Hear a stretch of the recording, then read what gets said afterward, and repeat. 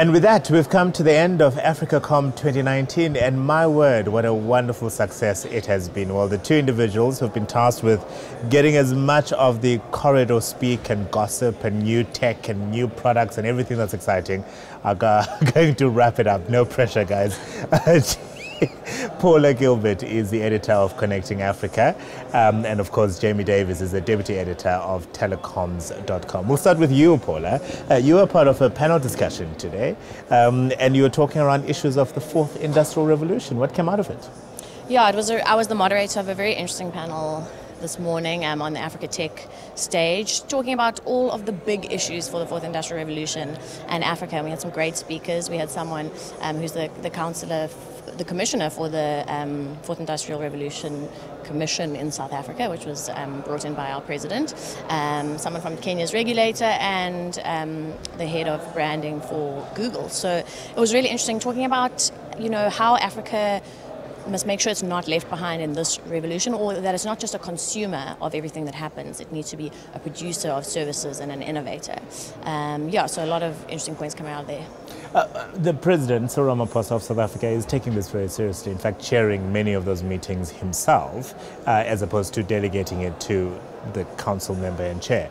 Are we already starting to see real, tangible outcomes from not only that council, but perhaps the other two countries that were represented on the panel today in an African context? Not really. I asked the commissioner, what are they really doing? I think that's what everyone wants to know. It sounds all very fancy, but they're still really in the phase of researching, figuring out what exactly do we need to be doing. So nothing too tangible yet. I think we'll maybe have to wait a little bit for that. But like you say, government's very interested in it here. The guy from Kenya was also talking about them looking into it more. There are a number of African countries that are looking into these type of commissions. So I think it's definitely on everyone's minds, but how much progress we've made yet, I think we may be still in the research phase. This certainly was a big focus on school curricula and how it needs to include elements of fourth industrial revolution to prepare our kids today for a future, quite frankly, that we don't know what it's going to look like. Yeah, that was definitely one of the big discussion points around skills, and then specifically, school and university curriculums, and really preparing people for these future jobs that are coming, rather than teaching kids the same things that their parents learned and preparing them for a world that doesn't exist anymore. Because we keep being told, that the jobs of the future haven't been invented yet. And the thing also with Africa is that it's such a huge population, it's growing so fast. By 2050, a quarter of the world will be African. That's a huge stat. That is a very huge stat. I'm still trying to figure out what use I have of naming the different parts of the plant in the biology classes and exams that I have to write. Well, I know maybe you should have learned coding. I should have learned coding. That certainly would have been more useful. Jamie, you've also been excited by what you think actually is an important story, Kai OS, I suppose showcasing the smart feature phone.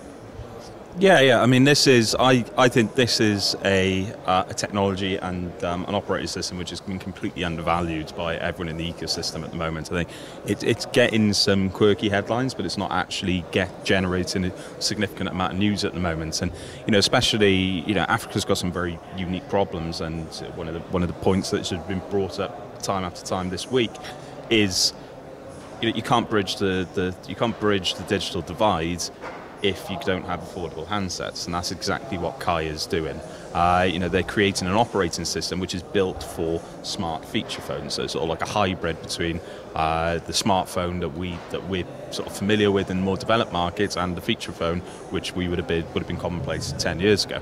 And I think that is, they've launched a few devices. Yesterday there was a launch in Tanzania, partnering with Vodacom, and it addresses this pain point that so many people can't afford a £1,000 phone. Yeah. It's unrealistic. So when you sell smart feature phones for $20, then it starts to bring people into the digital economy and make sure that you can actually fuel the momentum and get more people onto the network. I think it's an incredible story. It's something that people should definitely be paying more attention to.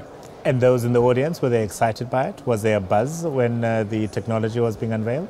So this was actually a closed door session. It was Okay. a press conference as opposed to sort of being on the stage. But it is. I mean, they should be. I mean, the consumers in Tanzania. I mean, the device is sold out within sort of 4 or 5 days, and they're waiting for the next shipment, which arrives Monday, amazing. before they can actually sell more devices.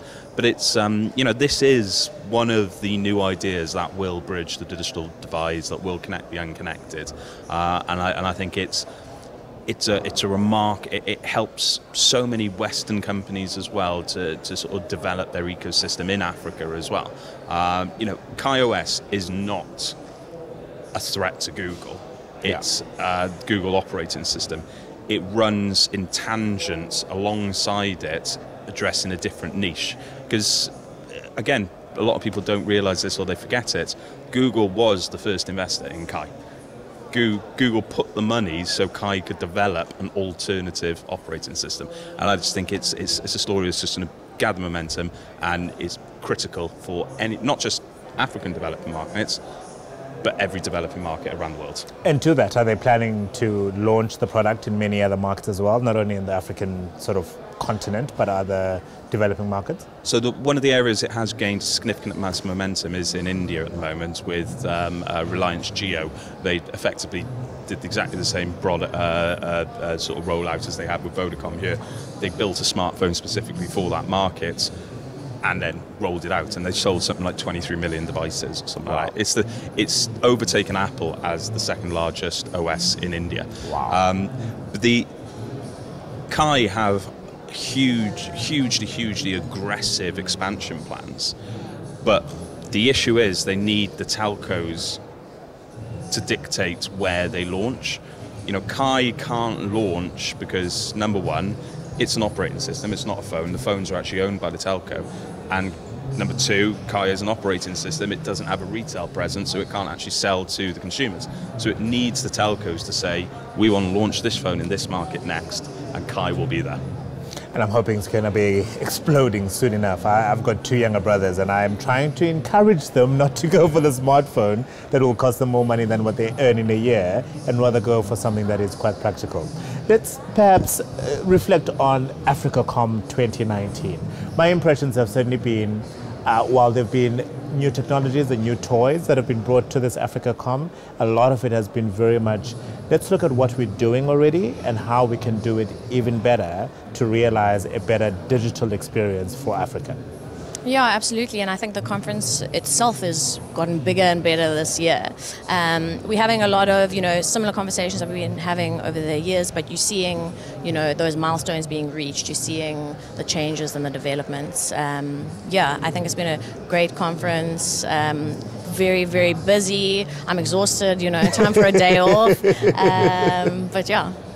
I hope you do enjoy a day off. Davey, your lasting impressions, I suppose, of AfricaCom 2019, and I hope you get to enjoy a day off tomorrow. I've got an extra day in Cape Town, so I'm looking forward to that. Again, it's a bit of a strange one because I do feel a little bit disappointed. There's enough to get me excited that progress is being made, but we seem to be every time I leave this conference, and this I think it's the 4th time I've attended it. I'm kind of thinking to myself, well, we're pretty much saying exactly the same thing as we did the year before. Governments need to do more, regulators need to do more.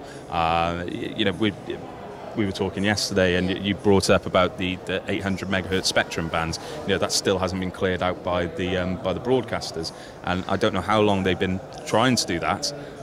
But that at some point, talk has got to stop, and the companies, these countries have to drive forward and actually do stuff. Because what is frustrating is that they're not telling us why it's taking so long.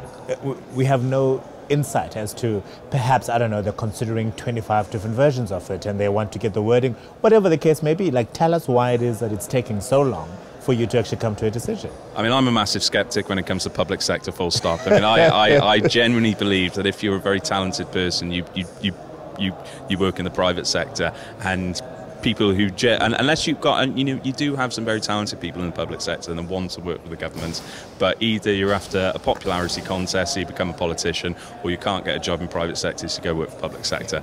And but at the same time, you do have to have a bit of sympathy for them. They are doing this for the first time, like we are. Creating rules for the digital economy. This is venturing into the unknown. The internet is a big scary thing that no one really knows what the full potential, the full danger, and the damages are. They're trying to predict the future, and it is tricky.